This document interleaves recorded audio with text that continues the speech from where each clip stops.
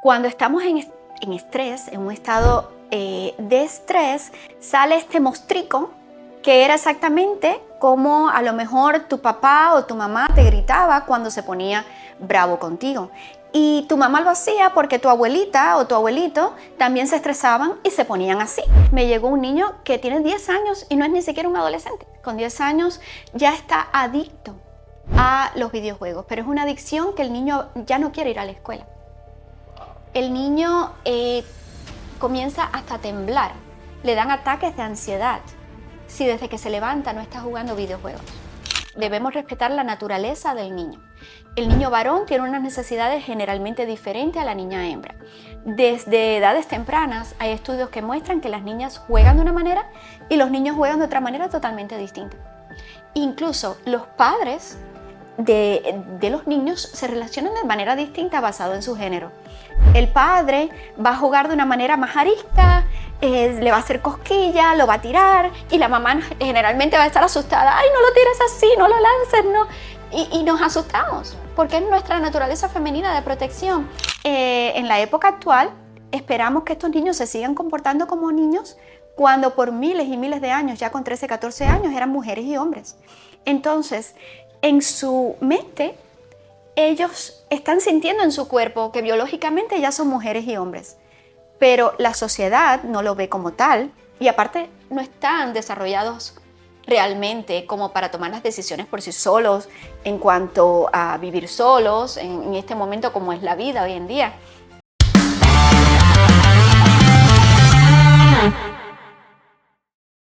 Hola Ginés, buenos días. ¿Qué tal? ¿Cómo estás? Buenos días, Miguel.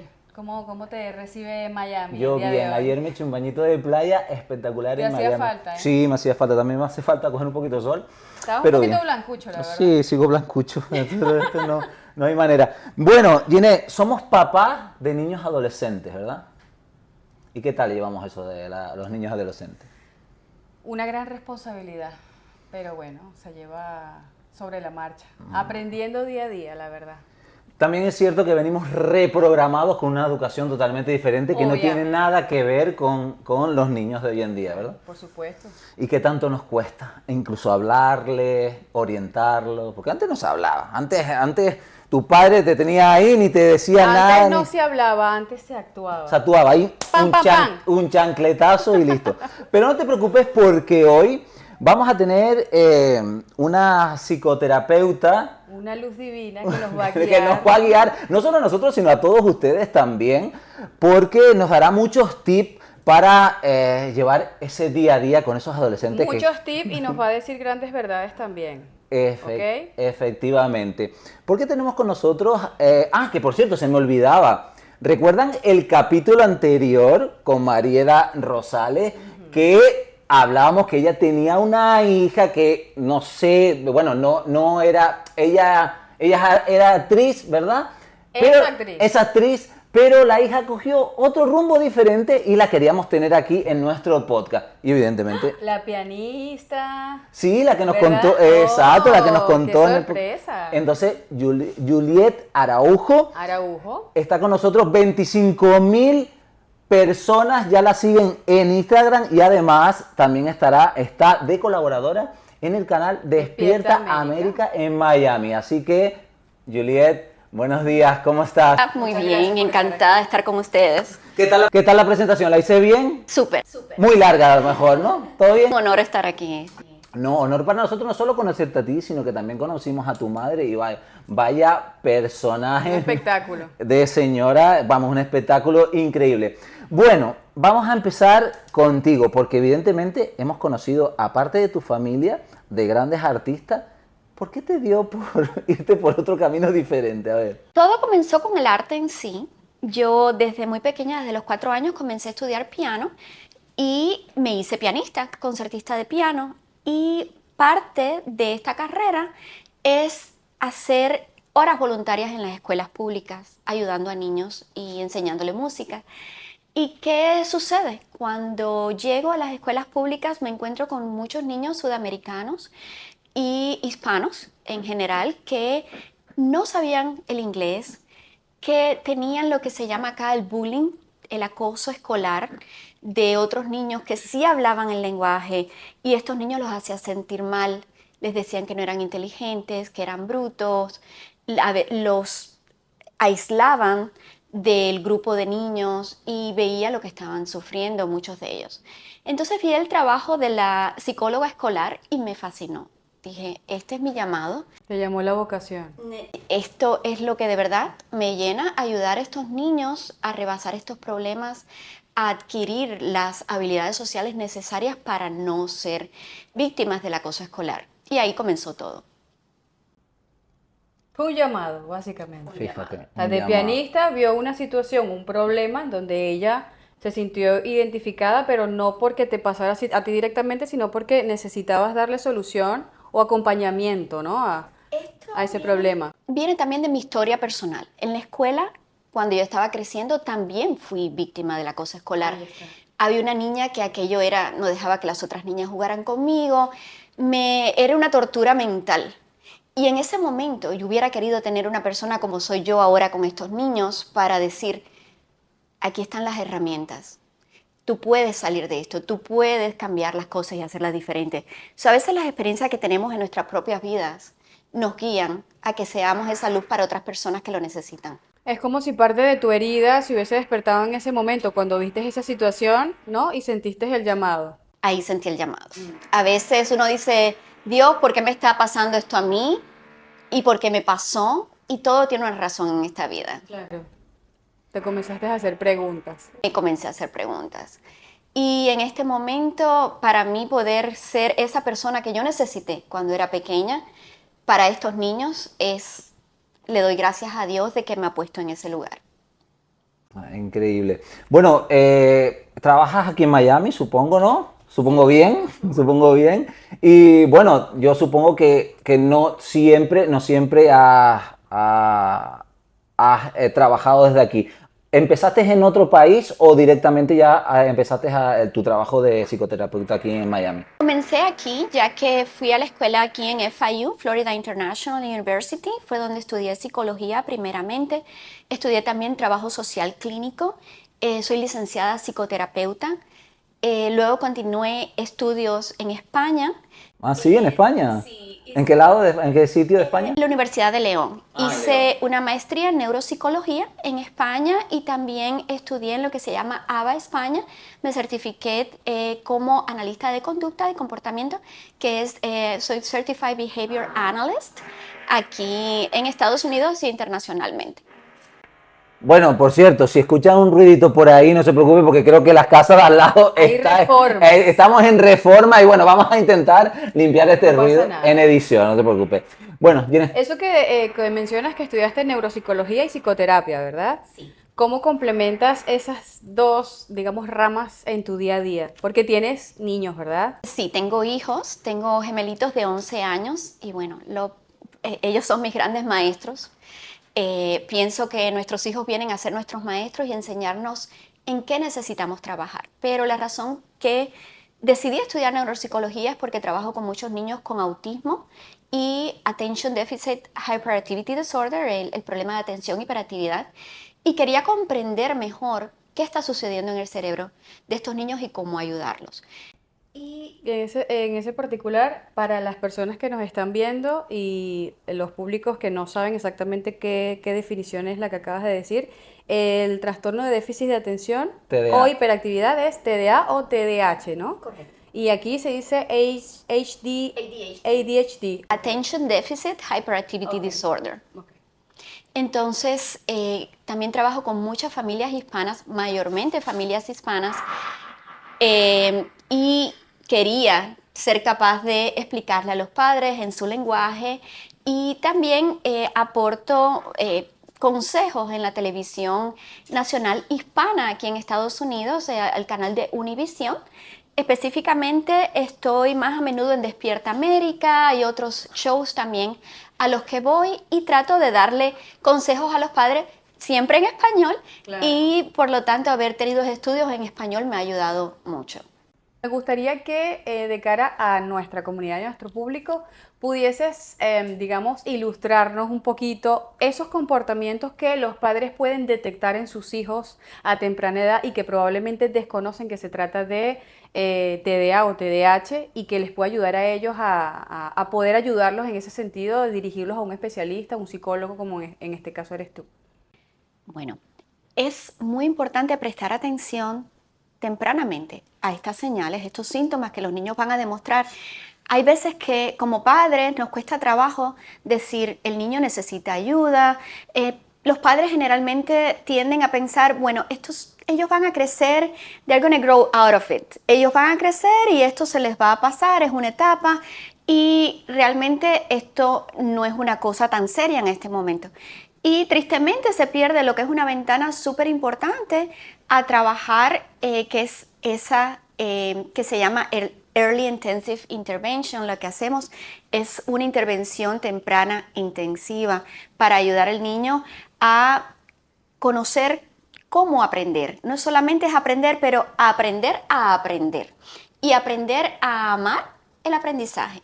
Hay niños que hacen un rechazo a la escuela, hacen un rechazo al daycare, que es la guardería. En España le dicen guardería. Hacen rechazo desde pequeñitos porque no le estamos enseñando de la manera adecuada. Hay que, sobre todo, enfocarse en cuáles son los talentos del niño. Si es un niño hiperactivo, generalmente muchos de ellos le gustan los deportes. Los deportes le ayudan a sacar esta energía. Estos niños también tienden a buscar estímulos constantes y a verse como con un motorcito que no paran, y los padres me dicen, no puedo más, ya no encuentro qué hacer con este niño, qué malcriado está, me da perretas por todo, el niño se pone de mal humor y no sé cómo lidiar con este niño que me está volviendo loco. Se aburren fácilmente, ¿no? Se aburren. Punto de la frustración. Sí, pero también estoy viendo a veces niños de 1 año y medio, 2 añitos, ya con su tablet, con su teléfono, teniendo estímulos constantes de luces y movimientos, luces y movimientos. Y los padres no se están dando cuenta de lo que le están haciendo al cerebro de un niño tan pequeño, que ese cerebro se está desarrollando y le estamos quitando una parte muy importante del desarrollo, que es el experimentar su medio ambiente, el explorar, el usar su imaginación, el ser creativos, el comunicarse con otras personas. Y piensan que los niños van a aprender lenguaje inclusive a través de un televisor, a través de un tablet, a través de un teléfono. Y está comprobado que los niños no aprenden lenguaje de esa manera, por lo cual también vemos mucho el problema de speech, de patología del lenguaje y del habla. A mí, a ver, yo es que me empiezo a darle la cabeza, pero claro, antiguamente, antiguamente eso pasaba. Los padres de las épocas de antes, pues no sé si se daban cuenta de esas patologías que nombras, ¿no? Pero mi pregunta es, ¿puede ser algo genético? Es decir, que el padre no lo tenga o el padre lo haya tenido y se lo haya pasado al hijo, porque claro, a lo mejor el padre no lo supo en ningún momento de su vida, porque antiguamente eso no Que no saben importaba. realmente si se refiere a TDA o no, o sea, pueden tener ciertos comportamientos o patrones, pero desconociendo realmente qué es el TDA o el TDAH, no lo vas a saber identificar en ningún momento y como dijiste hace un rato, lo puedes pasar desapercibido como parte del crecimiento, ¿no? Que puede dejar de ocurrir en algún momento determinado. Bueno, también me he encontrado muchos padres que ellos no han sido diagnosticados, pero sí, obviamente, tienen ADHD. Y es triste ver adultos que tienen baja autoestima, que pierden un trabajo después de otro, no duran en los trabajos, no duran en sus relaciones, porque no aprendieron las herramientas necesarias de niños y adolescentes para lidiar con estos síntomas del problema de atención e hiperactividad. Por eso es tan importante la intervención temprana para enseñarle a la persona a comprender cómo funcionan y a usar esto para su bien, digamos, a usar este pequeño genio. Hay muchos niños con ADHD que tienen genialidad para la creatividad. Se le ocurren cosas que son fuera de la caja, son out of the box. Que tú dices, ¿cómo se le ocurrió esto? Y esa es la bendición del ADHD, que te hace pensar de una manera totalmente diferente. Y son grandes creadores, se le ocurren cosas que para la humanidad pueden ser una cosa fabulosa. Entonces, no podemos ver el ADHD como una maldición, sino como una bendición, y lo que hay es que saber trabajarla. Es la bendición de la creatividad, la bendición del que se le van a ocurrir cosas maravillosas que a lo mejor van a ayudar a toda la humanidad, a ese niño. Realmente no sería como un problema, sino como una manera distinta de ver el mundo, puede ser, ¿no? Exactamente. Yo le digo a los padres, tienes un hijo brillante. Lo único es que va a necesitar una buena secretaria el día de mañana que le ayude a organizar su vida. Y mientras tanto, tienes tú que enseñarle a cómo ser una persona organizada, a cómo alcanzar sus metas, a cómo proponerse las cosas y lograrlas y terminarlas. Y lo hacemos con reforzamiento, con reinforcers, no con castigo, no con gritarle a un niño. Porque ahí lo que logramos es, si le gritamos, si lo maltratamos por su propia personalidad, por sus síntomas, O por no comprender realmente. comprender, lo que vamos a lograr es que un niño con baja autoestima, que se va a convertir en un adulto frustrado, en un adulto que no es capaz de tener relaciones familiares, relaciones románticas, relaciones de trabajo fructíferas, porque no ha aprendido a desarrollar esta empatía con los demás, no ha aprendido a comunicarse correctamente y no ha aprendido lo que es el comprometerse con un objetivo y lograrlo. Vale, y entonces en ese sentido, pues, como sabes, en Come to Life hablamos de hábitos y me gustaría, más allá de la terapia o la medicación, qué comportamientos o qué hábitos podemos comenzar a sugerirle a los padres para que puedan mejorar esta condición con sus hijos. Bueno, lo primero es, desde pequeñitos tenemos que tratar de reducir lo más posible la exposición a los tablets, a los teléfonos, a los televisores, tener interacción cara a cara con los niños. Está muy probado por los estudios que los niños aprenden el lenguaje y las adquisiciones sociales de comunicación a través de su interacción con los adultos cercanos a ellos. Sé que estamos ocupados, que tenemos mucho que hacer como mamá, como papá, pero hay que dedicarle tiempo al niño. Hay que hacer ese bonding, crear esos lazos afectivos, y esa conexión solo se logra con el estar presente, con el estar con tu teléfono guardado y no mirando a tu teléfono, porque eso es lo que le estás modelando al niño, el necesitar a un objeto para sentirte que no estás aburrido. Si le estás modelando esto a tu hijo, ¿cómo esperas que tu hijo también no se siente igual que tú y no esté haciendo los mismos comportamientos? Tenemos que ser muy conscientes de qué le estamos modelando a nuestros hijos, y sobre todo conectar con ellos. Tenemos que conectar desde el presente, desde estar aquí, de mirarlos cara a cara, decir: ¿qué necesitas de mí? ¿Qué quieres hacer? Vamos a jugar. El niño va a querer jugar contigo. Juega con tu hijo. Haz ese tiempito, aunque sea de 15 minutos de calidad, para dedicarle a tu hijo. Puede que te pases 3 horas con tu hijo, pero si estás en tu teléfono, mejor haz otra cosa en ese momento. Es mejor 15 minutos de calidad, de estar presente, que 3 horas de que estés mirando el teléfono o mirando televisión al lado de tu hijo, mirando el fútbol tú y el niño jugando otra cosa. Estar presente, conectar con tu hijo y relacionarte con él desde el conocimiento, de saber quién es él y realmente interesarte en tener presente quién es esa personita que está ahí observándote todo lo que haces realmente. Claro, yo supongo que en la teoría eso está perfecto. Eso está el tema de que, bueno, vamos a estar presentes con nuestros hijos, pero en el mundo que vivimos... Pero tú sabes realmente lo que significa es estar presente. Sí, sé lo que significa estar presente, mi amor, pero déjame terminar, porque estoy hablando de una teoría que es muy bonita, donde todos hablamos de que a nuestros hijos no le vamos a dar tablet. Cuando hay una sociedad que tú sales aquí fuera por la puerta y todo el mundo va con la cabeza baja, hay una publicidad engañosa donde realmente a todos nuestros hijos los engañan con un teléfono. Y a los adultos también, claro, ¿eh? Claro, es que lo que no puede ser es que yo vaya ayer a un centro comercial y haya colas infinitas para comprarte el nuevo iPhone. Claro, eso, lo que tú dices, el ejemplo, ¿y cómo lo vamos a hacer los padres del ejemplo? Habrá padres que sí, evidentemente, pero es una gran minoría. Y bueno, realmente a mí me gustaría que me dijeras, cambiando un poco de tercio, ¿no? Que después, tú imagínate un adulto que haya tenido ese TDA y no lo haya sabido diagnosticar, ¿no? Eh, ¿Cómo nos puede influenciar ya en un adulto? Ya no hablemos de niño, hablemos de un adulto, porque, por ejemplo, dentro de mi crecimiento personal, yo estaba, pues bueno, en una zona de confort, muy tranquilo, pero bueno, después empecé a cambiar hábitos en mi vida. A lo mejor yo tenía el TDA y no me daba cuenta y pude cambiar ese hábito después de adulto. ¿Es posible cambiar ese hábito después de adulto teniendo TDA? Claro que sí. Nunca es tarde si la dicha es buena.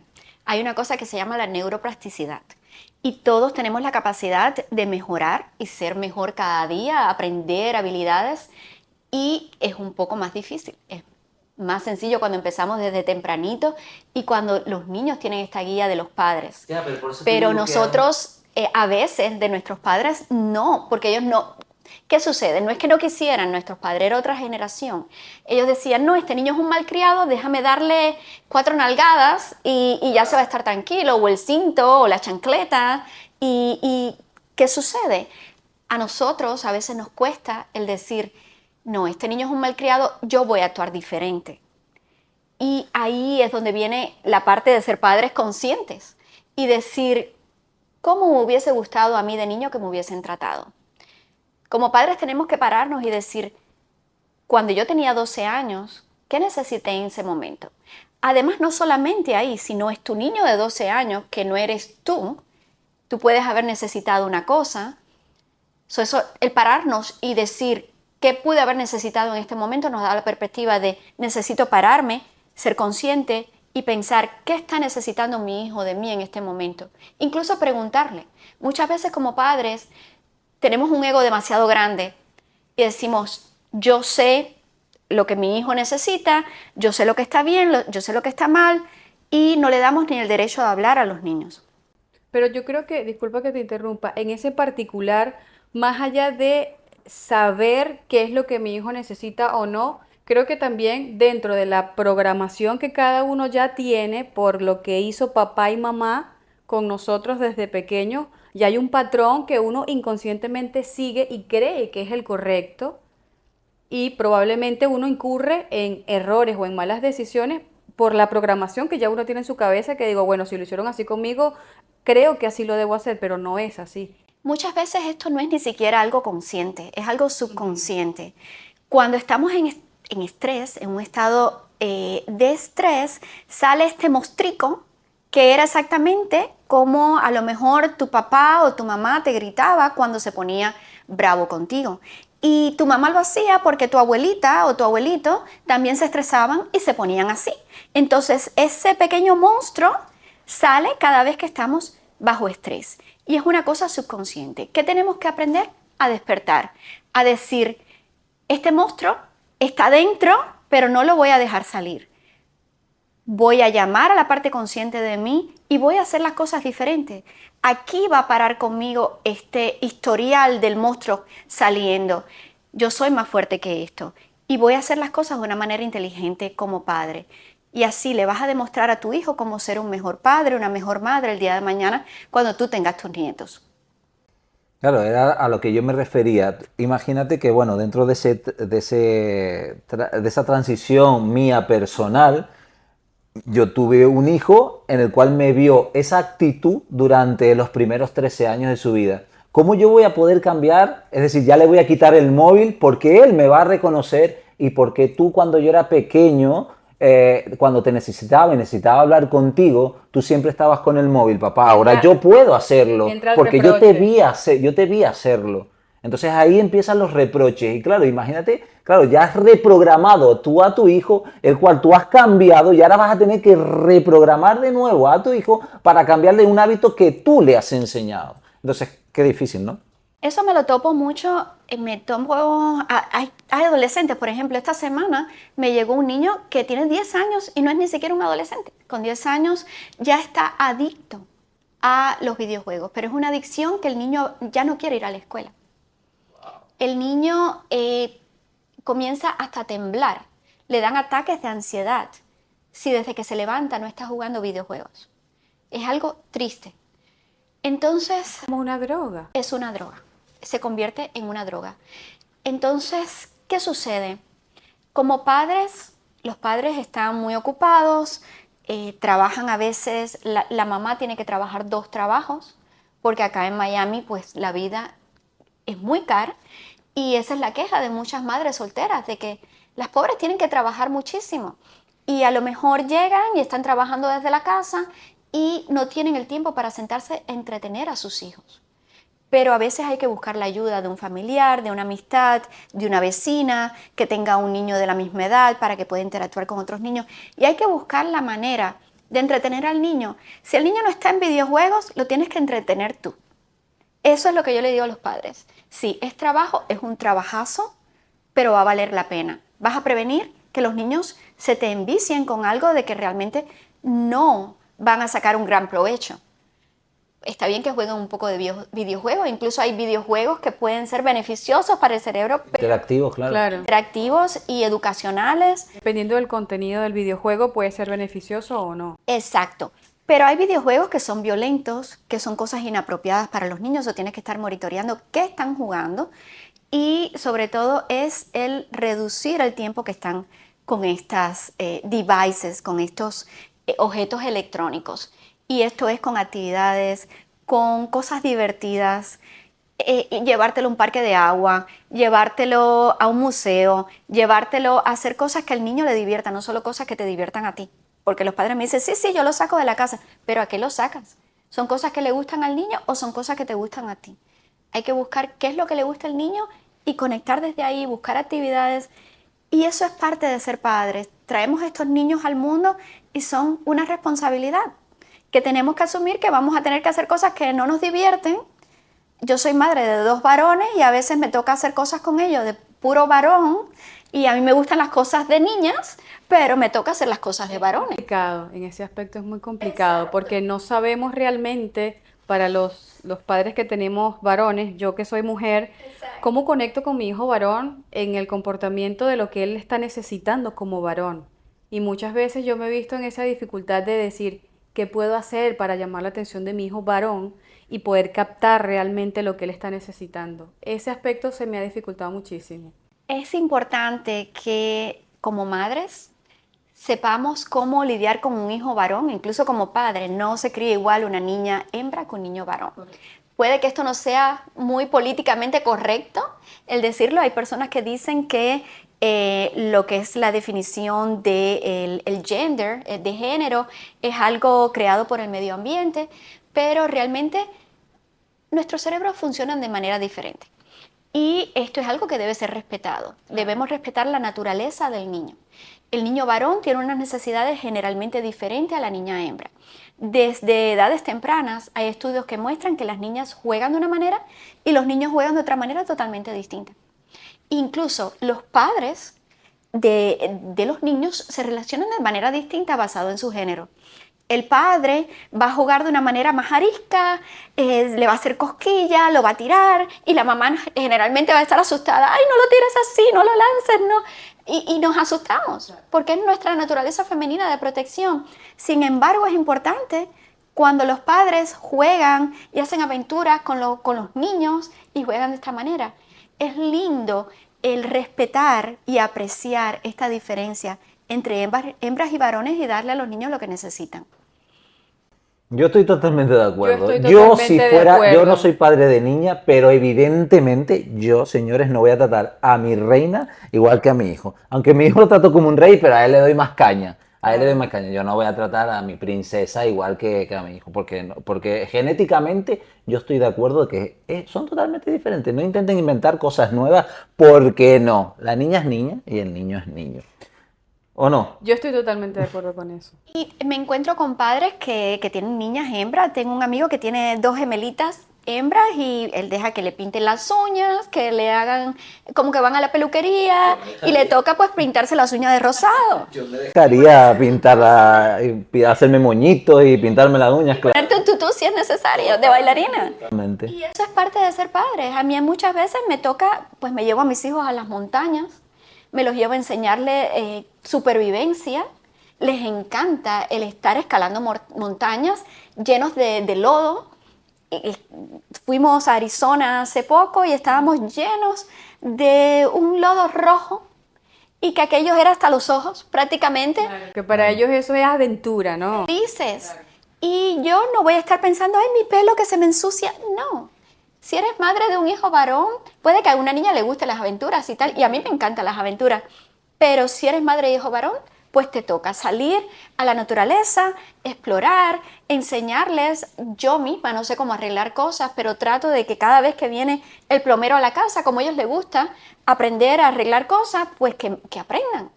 Y les encanta. A lo mejor si fuera una niñita no le gustaba, no mostraba interés. Y es así, tenemos que amoldarnos a nuestros hijos.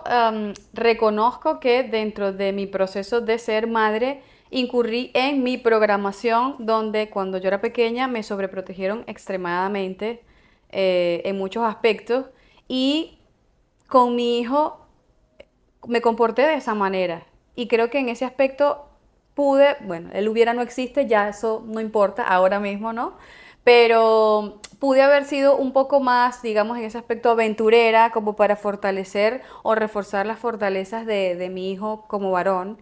Y creo que es importante que comentes eso a nuestra comunidad porque nos podemos reconocer en eso que no pudimos hacer en su momento y que si eres madre ahora, pues, y tienes un varón, lo tomes en cuenta, que si eres mujer, tienes que de alguna manera reforzar y fortalecer esos comportamientos hacia los varones para que también se sientan seguros, se sientan protegidos, aunque no tengan a un padre al lado o seas madre ausente en muchos aspectos y pasa actualmente, que aún siendo mujer con un niño varón puedas fomentarle ese tipo de comportamientos de aventura, de montaña, de que te ensucies, de que te llenes de barro, que no importa, en ese tipo de situaciones que realmente no importan. Lo más importante siempre son los niños y que puedan compartir y conectar en ese tipo de experiencias contigo como madre. Es normal como madres que querramos sobreproteger a nuestros hijos. Pasa con los padres también, pero generalmente somos las madres las que queremos estar como helicopter moms, como helicópteros.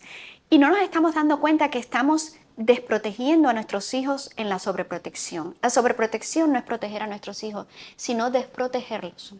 ¿Por qué? Porque le estamos quitando la habilidad de aprender aquí con nosotros sobre cosas que tienen que aprender en la vida.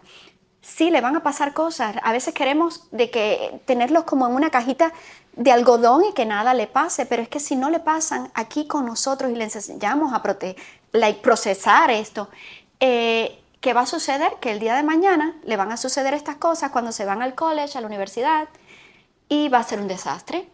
Y van a acabar, y se van a emborrachar y a hacer drogas y todo esto porque no le enseñamos a procesar los palos de la vida, las cosas difíciles que pasan en la vida aquí con nosotros. A veces yo le digo a los padres, es una bendición que esto haya pasado ahora y no después, que esto haya pasado ahora aquí contigo para que tú le enseñes al niño a lidiar con esta situación difícil de la vida ahora en este momento, en la adolescencia, y que no le pase después y se encuentre solo y sin saber qué hacer. Yo no sé ustedes, pero yo tenía hermanas hembras y yo jugué con ellas a las muñecas en su momento. Estamos bien, ¿no? Yo me considero una persona normal, heterosexual, bastante macho y no tengo ningún inconveniente. Así que los niños se pueden, Claro, si son hermanos, dentro de la misma... Si tienen, dentro de tu masculinidad te puedes reconocer también en el juego, ¿no? Claro, con tu una hermana, niña, así que no, sin porque ningún tipo de claro, problema. con todo lo que hay hoy en día, no, no, tú juegas a muñecas con tu hermana, eres un mariquita, tal cual. Pues no, pero se puede jugar con tu hermana para compartir, ¿no? Es lo que... Y eso es muy importante también enseñarle a los varones la vulnerabilidad. Los varones van a ser padres. Cuando se acercan a una muñeca o a un bebé, no le debemos decir, esto es cosa de niñas, no hagas esto. Y esa es la tendencia en nuestra cultura hispana, de pensar y asustarnos. No, ya el niño va a ser gay, porque si hay un tabú en la familia de que vaya a ser gay, Y no es así. Estos niños, bueno, si deciden ser gay el día de mañana, pues está bien. Y si van a ser padres, está muy lindo que sea un padre tierno, un padre cuidadoso, un padre que quiera cuidar al bebé, ayudar a la amiguita a cuidar de ese bebé como hace un papá. Porque si no, criamos un hombre que le va a dar al niño y le va a decir a la mujer, cambia pañales y toda la noche se levanta la esposa solamente. Claro. Y va a tener una pobre relación con su esposa porque él va a decir, no, yo soy el hombre de la casa, yo no tengo nada que ver con pañales ni con niños, y la pobre mujer se va a sentir ahogada. Entonces, desde pequeños tenemos que enseñarle un balance también. No puede ser que la niña sea también like, oh my God, soy la gacela en peligro y no sé hacer nada en la vida y dependo de un hombre para todo. Tenemos que encontrar un balance. Y también el padre debe enseñarle a la hija, mira, así se cambia la goma de un carro. Efectivamente. Claro, es que tanto padres como madres tienen su rol, hombre-mujer, desde su propia energía, de lo masculino y lo femenino, que puede aportar al niño distintas herramientas. La mujer es un 80% feminidad y también tiene un porcentaje pequeño de masculinidad, y el hombre viceversa. Entonces, todas esas energías se tienen que complementar, creo que en el balance correcto, ¿no?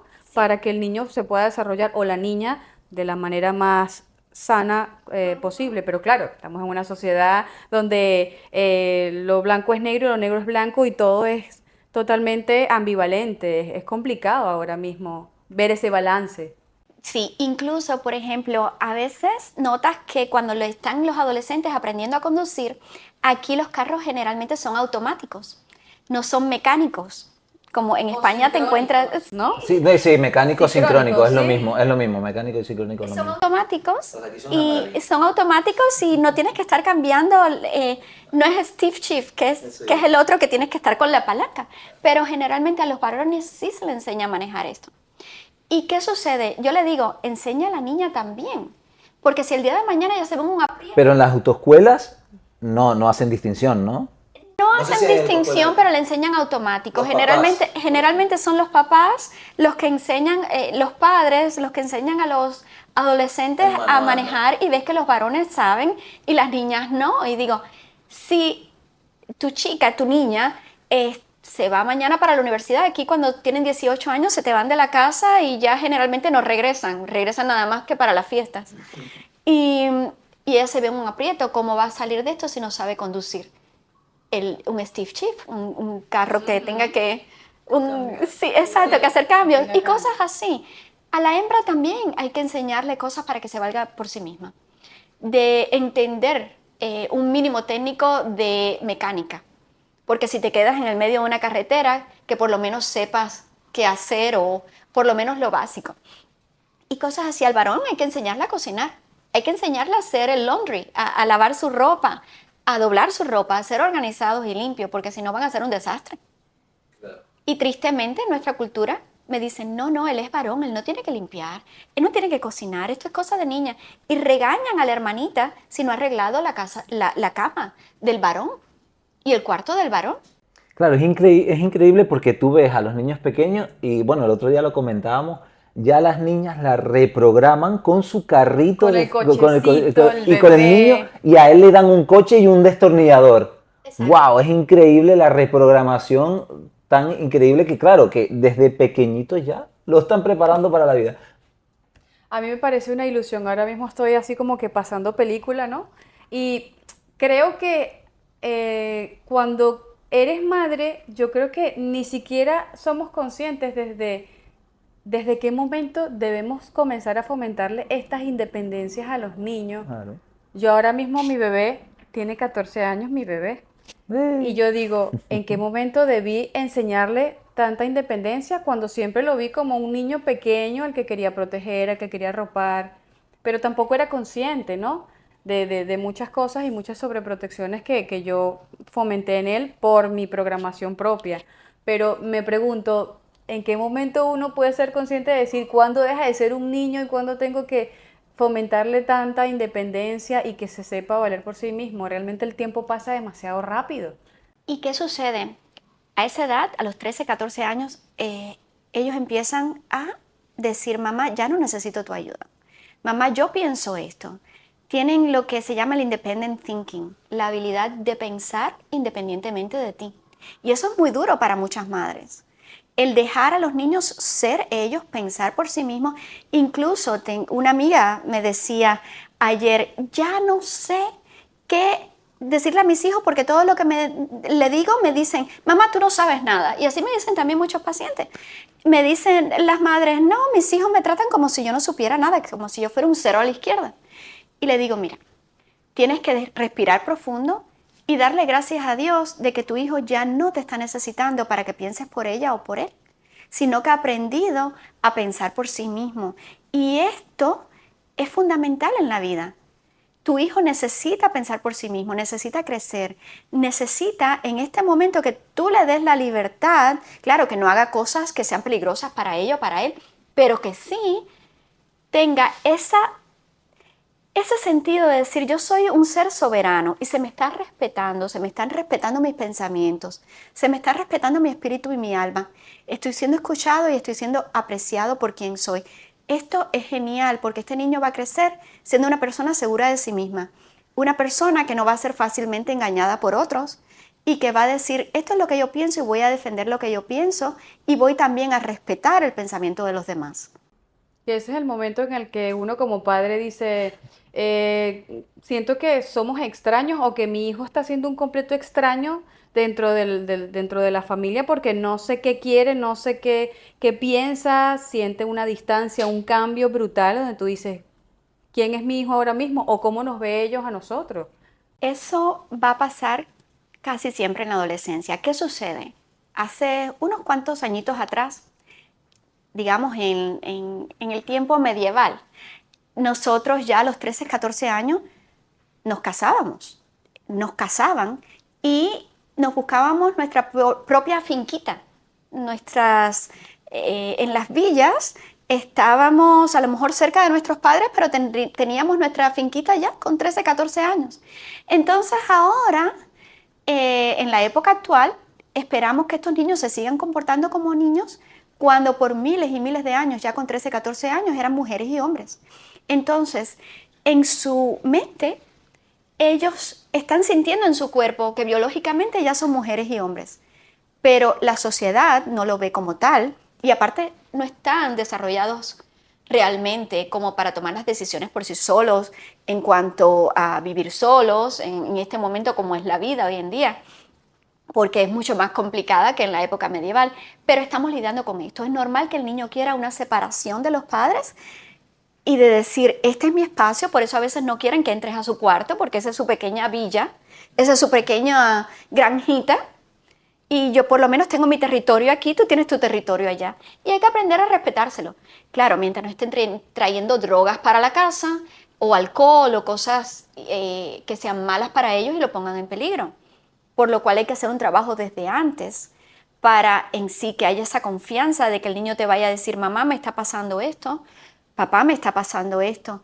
Y eso se crea con la conexión, con el trabajar con el niño diariamente, estar presente, hablarle, decirle qué estás pensando, qué estás sintiendo. Muchas veces le imponemos nuestros pensamientos, le imponemos nuestros sentimientos y nuestras emociones cuando ellos son seres independientes que hay que respetar y hay que tratar de entender.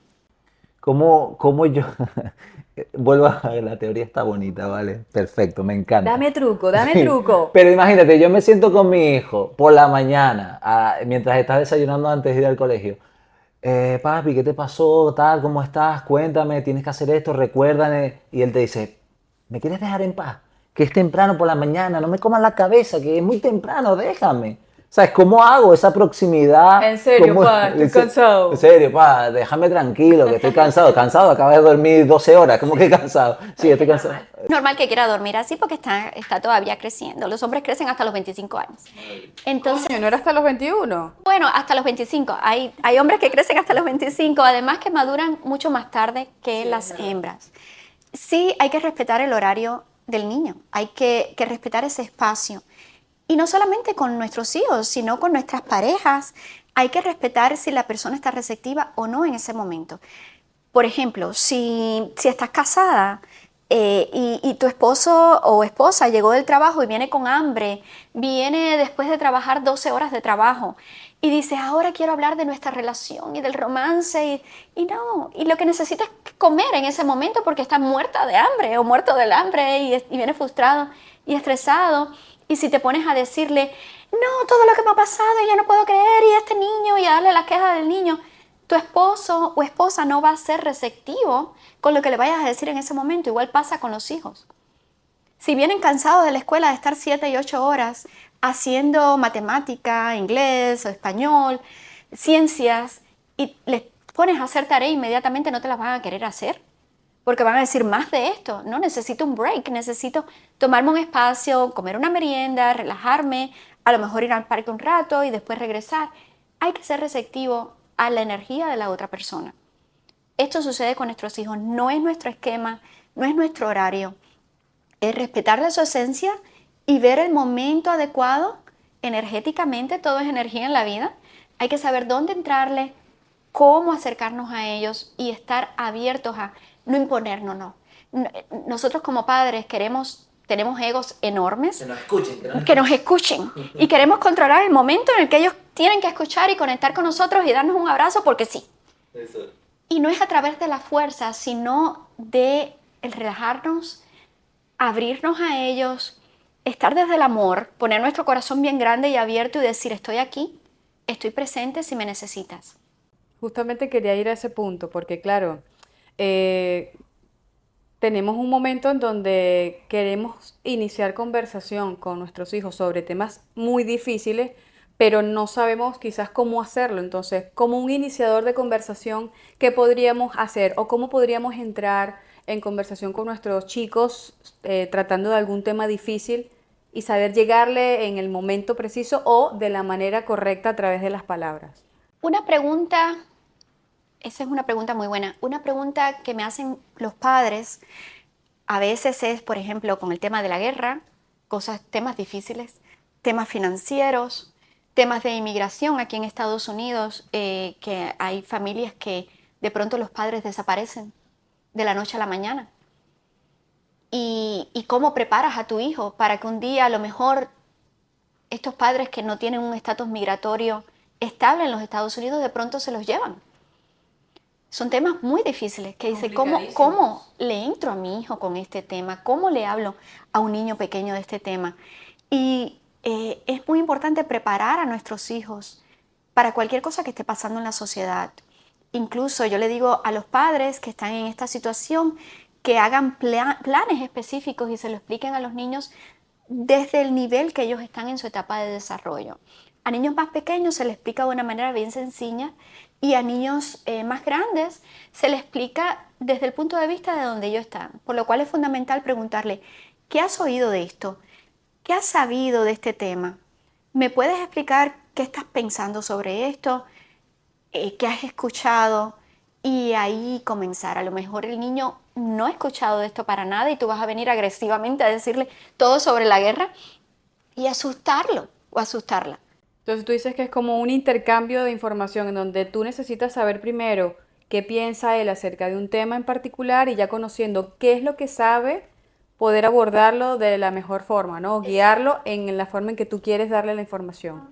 Incluso me encuentro con padres que están pasando con temas financieros serios en la casa, que no están teniendo, que están perdiendo su casa, que no pueden pagar lo que es el mortgage, la hipoteca y están a punto de perder su casa. ¿Cómo le hablo de esto a mis hijos?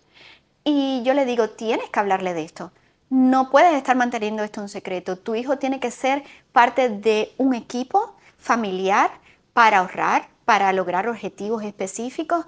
Y hay que hablarle de esto de una manera que el niño pueda entender. Decir, mira, a lo mejor ahora no te puedo comprar el iPhone que quieres tan caro. El día de mañana a lo mejor podremos, pero ahora la prioridad es el pagar la hipoteca, el poder ahorrar para comprar, a lo mejor el día de mañana ir a unas vacaciones, pero ahora mismo tenemos que pagar la casa, tenemos que priorizar la comida, el pagar el coche, si es necesario para ir a trabajar, y hablarle así de una manera clara y sobre todo modelarle a tu hija o a tu hijo cómo ser una persona financieramente organizada y responsable. Pues bueno, mira, Juliet, nos quedarían muchas preguntas porque el tema de la adolescencia es muy largo. El tema de la adolescencia y de la base familiar, que creo que es lo más importante en general en la vida, la base familiar, lo que pueda fomentarte papá y mamá, creo que es lo único lo que le permite al ser humano realmente asegurar su futuro, su comportamiento, las relaciones con los demás y el respeto por la humanidad. Creo que eso es lo más importante en la vida en general, es la base familiar. Total. Dime. Siempre debemos recordar que nuestros hijos son nuestros maestros. Esos botones que nos tocan son exactamente las cosas que tenemos que crecer, que tenemos que mejorar, que tenemos que pensar cómo puedo ser mejor ser humano mañana. Y eso empieza a partir de hoy con tu hijo, que es tu mejor maestro. Perfecto, así que Juliet, no te quitamos más tiempo, que sabemos que estás limitada de tiempo. Muchísimas gracias por venir a Come to Life, por darnos estos grandes consejos. Voy a dejar en la descripción las redes sociales de Juliet para que echen un vistazo y si estás por aquí por Miami, pues contacta con ella. Así que nada, muchísimas gracias de verdad por estar aquí con nosotros. Y estoy muy feliz de haber estado aquí con ustedes hoy. Has aportado un montón. Thank you, muchas gracias. Como no, parte 2 en unos mesitos, ¿vale? ¿Te parece? Aquí estaré.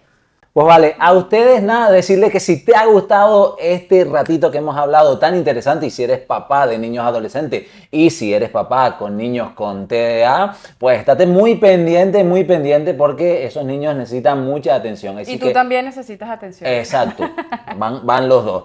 Y nada, suscríbete, dale like si te ha gustado. Guarda, comenta y comparte.